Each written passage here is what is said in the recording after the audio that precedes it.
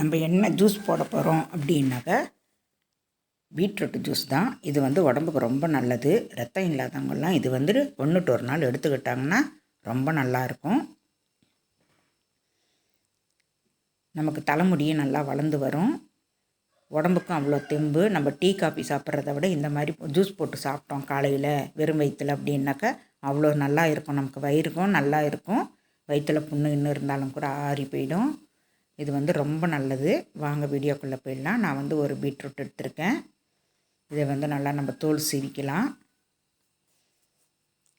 நல்லா தோல் சீவிட்டு அதுக்கப்புறம் நம்ம கட் பண்ணி வேணும்னா கட் பண்ணி போட்டுக்கலாம். நான் துருவி தான் போட்டு நான் அரைக்கிறேன். ஏன்னா கட் பண்ணிட்டோம் அப்படின்னாக்கா 1-2 நமக்கு அரைப்படாமல் இருக்கிற மாதிரி இருக்கும். கட்டி கட்டியாக இருக்கிற மாதிரி இருக்கும். அதனால் நான் துருவிக்கிறேன். அப்போ நான் மேலே இருக்கிற தோலெல்லாம் எடுத்துட்டு கழுவிக்கோங்க. கழுவிட்டு நான் உங்களுக்கு காட்டியிருக்கேன். கழுவிட்டு நம்ம தான் கழுவினதுக்கப்புறம் தான் நம்ம கட் பண்ணணும். ஃபஸ்ட்டே கழுவிட்டு நீங்கள் தோல் எடுக்க வேண்டாம். தோல் எடுத்துட்டு அதுக்கப்புறம் கழுவிக்கோங்க.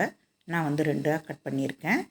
இப்போ நான் இந்த மாதிரி நம்ம பீட்ரூட் சீவிரத்துலேயே நம்ம சீவி எடுத்துக்கலாம். நம்ம கட் பண்ணி வேணும்னாலும் போட்டுக்கலாம். கட் பண்ணி போட்டோம் அப்படின்னாக்கா ரொம்ப நைஸாக கட் பண்ணி போடணும். நமக்கு பிளேடும் ஒரு மாதிரி ஆகிடும். பச்சையாக இருக்கிறதுனால இந்த மாதிரி துருவி போட்டுக்கிட்டோம் அப்படின்னாக்கா நல்லா நைஸாகவும் நமக்கு வந்துடும். நம்ம கட்டி கட்டியாகவும் இருக்காது. அதனால தான் நான் துருவி போட்டிருக்கேன். நான் எல்லாத்தையும் துருவிட்டு காட்டியிருக்கேன் பாருங்கள். இந்த மாதிரி துருவிக்கோங்க. துருவிக்கிட்டு அதுக்கப்புறம் நம்ம மிக்ஸி ஜாரில் போட்டுக்கலாம். நான் மிக்ஸி ஜாரில் போட்டுட்டு ஒரு இன்ச் அளவுக்கு நான் இஞ்சி நான் கட் பண்ணி போட்டிருக்கேன். தோலை எடுத்துகிட்டு நீங்கள் கட் பண்ணி போட்டுக்கோங்க. நானும் தோல் எடுத்துகிட்டு தான் கட் பண்ணி போட்டிருக்கேன். 1 இன்ச் அளவுக்கு நான் கட் பண்ணி எடுத்துருக்கேன். 1 இன்ச் அளவு தான் நான் எடுத்துருக்கிறேன். இதையும் அது கூடயே போட்டுக்கலாம். உங்கள்கிட்ட கருவேப்பிலை இருந்தாலும் கருவேப்பிலை போட்டுக்கலாம், கொத்தமல்லி போட்டுக்கலாம், இல்லைன்னா புதினாவும் போட்டுக்கலாம். நான் இன்றைக்கி கொத்தமல்லி இலை தான் போட்டுக்க போகிறேன்.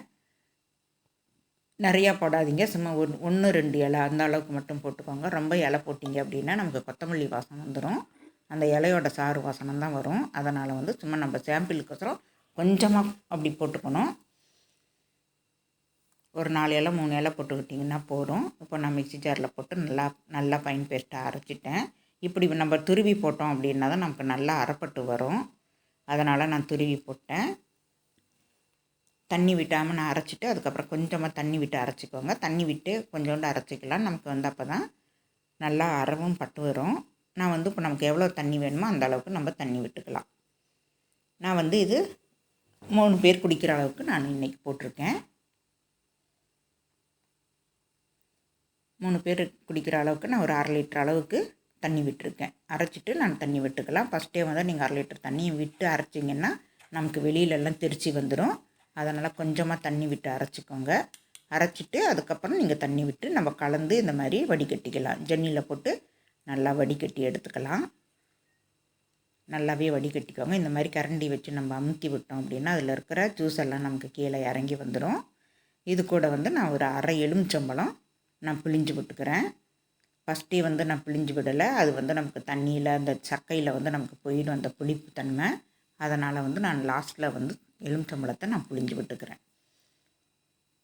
ஒரு 1/2 எலுமிச்சம்பழம் பிழிஞ்சு விட்டிங்கன்னா போதும். உங்களுக்கு புளிப்புத்தன்மை நிறையா வேணும் அப்படின்னா 1 எலுமிச்சம்பழம் வரைக்கும் நம்ம பிழிஞ்சு எடுத்துக்கலாம். ஒரு 1/2 லிட்டருக்கு 1 லிட்ரு 1 எலுமிச்சம்பழம் நீங்கள் பிழிஞ்சு எடுத்துக்கலாம். உங்களுக்கு புளிப்புத்தன்மை வேணும் அப்படின்னாக்க இல்லைன்னா 1/2 எலுமிச்சம்பழமே போதும். நமக்கு இந்த கேரட்டில் பீட்ரூட்டில் இருக்கிற அந்த ஒரு மாதிரி ஸ்மெல் வரும், பச்சை ஸ்மெல்லு வரும் பார்த்தீங்களா? அந்த ஸ்மெல்லு வராமல் இருக்கிறதுக்காக தான் இஞ்சியும் லெமனும் போடுறது. இதில் நான் நாட்டு சக்கரை ஒரு 3 டேபிள் ஸ்பூன் போட்டுக்கிறேன். உங்கள்கிட்ட நாட்டு சக்கரை இல்லைன்னா வெள்ளை சக்கரை கூட போட்டுக்கலாம்.